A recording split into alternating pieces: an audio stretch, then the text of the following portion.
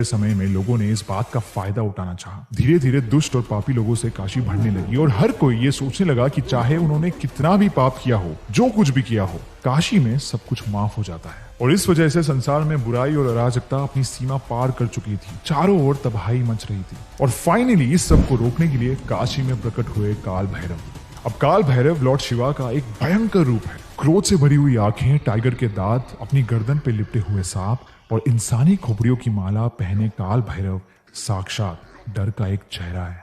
ऐसा माना जाता है कि काल भैरव इतने शक्तिशाली हैं कि उन्होंने लॉर्ड ब्रह्मा का एक सर काट दिया था। और इसीलिए कहते हैं कि बुराई का नाश करने के लिए शिवजी ने काल भैरव को काशी के गेट्स पे तैनात किया हुआ है और उन्हें काशी का कोटवाल यानी रक्षक बुलाया जाता है। तो अगर आपने अपने जीवन में बहुत पाप किया है और यमलोक की सजा से बचने के लिए आप काशी जाते हैं तो आपका सामना काल भैरव से होगा। मृत्यु के कुछ ही मोमेंट्स पहले जब आपका जीवन आपकी आंखों के सामने चल रहा होगा ना, उस समय काल भैरव आते हैं और आपको यमलोक में मिलने वाली सजा को कुछ ही मोमेंट्स में एक्सपीरियंस करवाते हैं। इस सजा को भैरवी यातना कहा जाता है, द अल्टीमेट सफरिंग, यानी यमलोक की यातना जो पृथ्वी पर काशी में मिलती है, जिसे काल भैरव देते हैं। भैरवी यातना जिसको भी मिलती है ना, उसे ऐसा महसूस होता है कि उसके बहुत सारे शरीर है और उसके हर एक शरीर को उसके कर्मों की सजा एक साथ मिल रही है। उसे इतना दर्द महसूस होता है जितना कोई सपने में भी नहीं सोच सकता। कहते हैं कि मरने पर इंसानों को 40,000 बिच्छुओं के डस लेने जितना दर्द महसूस होता है, लेकिन भैरवी यातना इससे भी कई ज्यादा दर्दनाक होती है।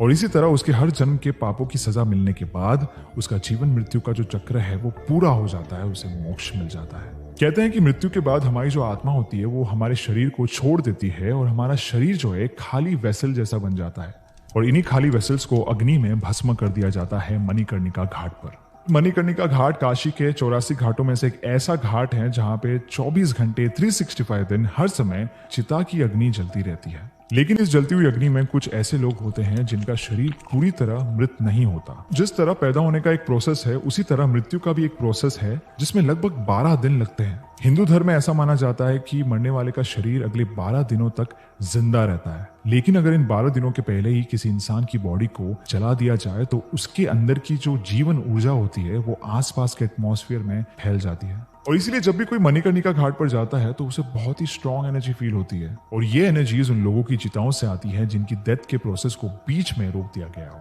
कुछ साधु खासकर आघोरी इस ऊर्जा को अपनी साधना को ज्यादा स्ट्रॉन्ग बनाने के लिए यूज करते हैं और इसीलिए अक्सर आघोरी चिताओं के पास साधना करते हुए पाए जाते हैं।